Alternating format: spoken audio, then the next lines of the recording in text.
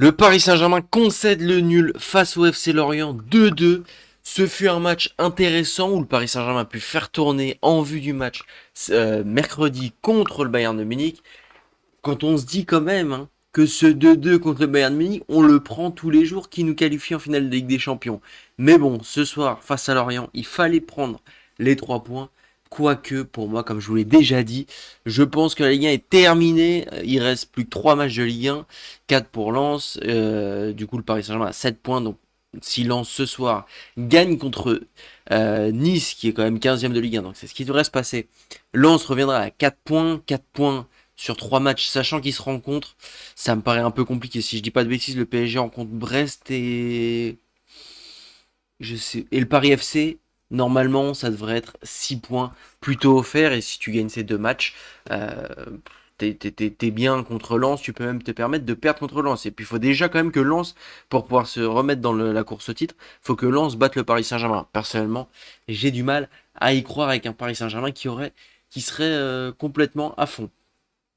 Bref, en attendant, focusons-nous plutôt sur la prestation du Paris Saint-Germain, pardon, du soir avec une équipe complètement remaniée, comme je vous ai dit. On va voir dans ce petit débrief quels ont été les tops, quels ont été les flops de ce match. Bref, à tout de suite.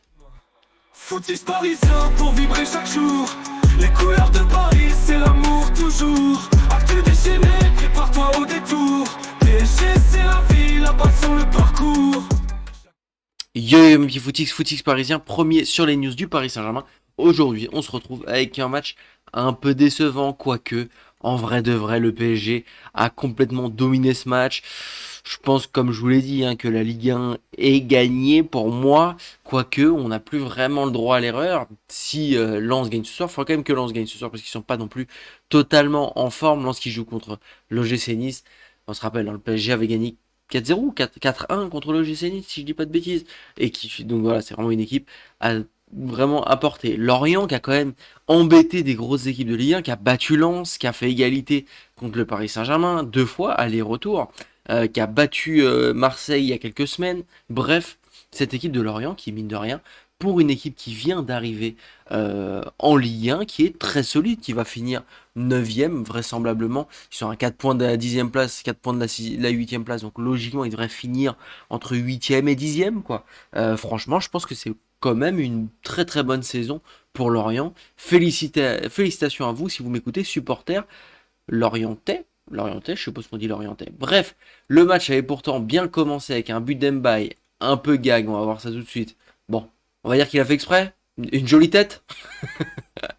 Bon, un but un peu gag. En tout cas, ça fait plaisir de retrouver Mbaye sur le terrain du Paris Saint-Germain. Lui qu'on n'avait plus vu pendant quelques mois carrément au PSG. Depuis la CAN, il avait presque pas joué.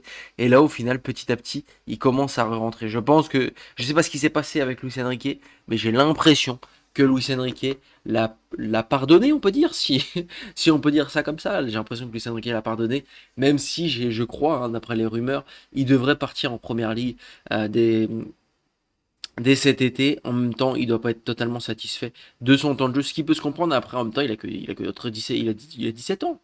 17 ans, rentrer dans quelques matchs de Ligue 1, voire plus être titulaire, honnêtement, c'est pas choquant.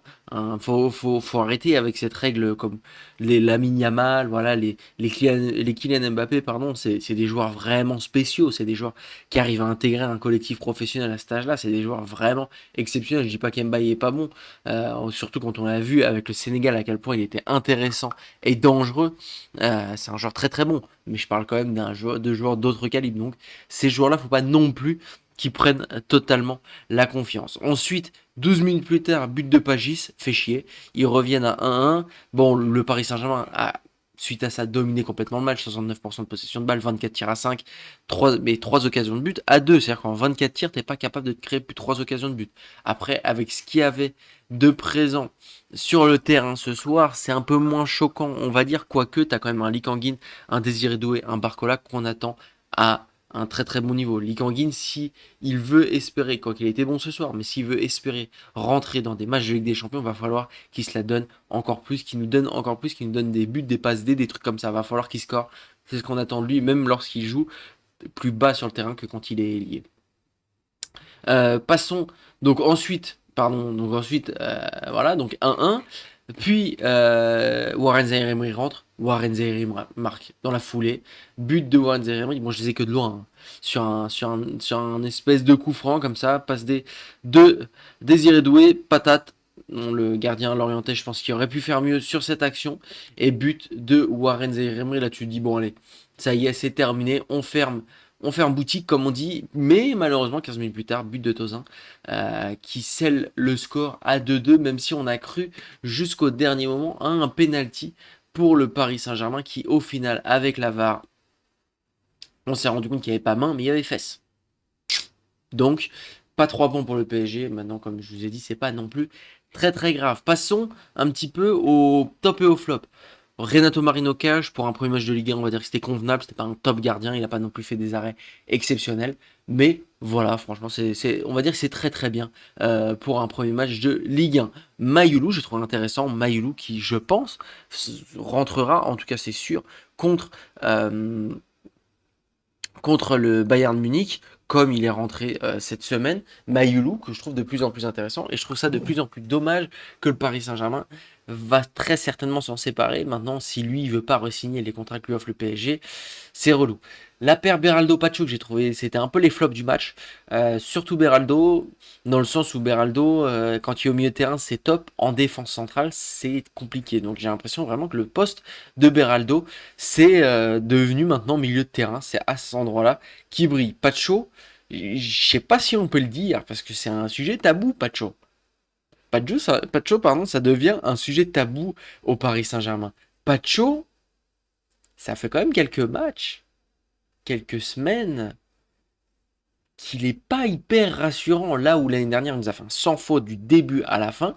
Là, Pacho, je sais pas. Je sais pas. J'attends de lui beaucoup de choses contre le Bayern Munich qui me rassurent. Rassure-moi, Pacho. Lucas Hernandez, je dirais que c'est un de ses tops de ce match. Franchement, je trouve que il est pas mal. Il est très très critiqué pour les performances qu'il fait. Beaucoup l'attaque sur ses performances. Quand il rentre à la place de Nuno Mendes, beaucoup ont peur, etc. Honnêtement, je trouve que moi, avoir Lucas Hernandez sur le banc au Paris Saint-Germain, vous ne vous rendez pas compte de la chance qu'on a. En plus, il est polyvalent, il peut jouer défenseur central, défenseur gauche. Franchement, on ne se rend pas compte de la chance qu'on a. Le milieu de terrain, comme je l'ai dit, Lee, il a fait un bon match, c'est pas ça. Mais j'attends de Lee qui marque, qui fasse des passes D. Voilà, on a besoin d'un Lee Kangin qui nous donne encore plus. Fabien Ruiz, je pense qu'il ne sera malheureusement pas titulaire contre le Bayern Munich.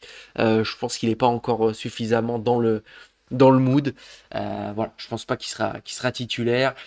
Je pense que ça va lui prendre un peu plus de temps.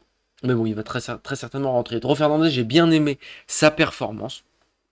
Honnêtement, il commence à de plus en plus prendre ses marques en Ligue 1. Et l'attaque, j'ai trouvé ça plutôt bon. J'aurais bien aimé quand même une contribution à un but de Bradley Barcola. Plus de contribution dans le jeu, quoique il a quand même été assez bon. Mbaye aussi assez bon. Et Désiré Doué, magie quand il y a des actions qui te fait. Il a failli marquer le but de l'année. Enfin, il te fait des trucs. Voilà. Bref, en tout cas, ce Paris Saint-Germain, c'est pas non plus très très grave, hein, cette égalité. On est content d'avoir fait tourner avant ce match contre le Bayern Munich. Je vais vous en faire une vidéo. J'ai aussi regardé le match du Bayern Munich tout à l'heure qui a fait l'égalité, le nul 3-3, but à la dernière minute d'Olysée, mais c'est pas un but d'Olysée en fait, c'est un but contre son camp, si je dis pas de bêtises, du gardien, hein. Je pense que enfin, en gros, il y a eu poteau, ça a tapé dans le gardien, puis but. C'est un but contre son camp. Pour moi, c'est un but contre son camp. Donc voilà.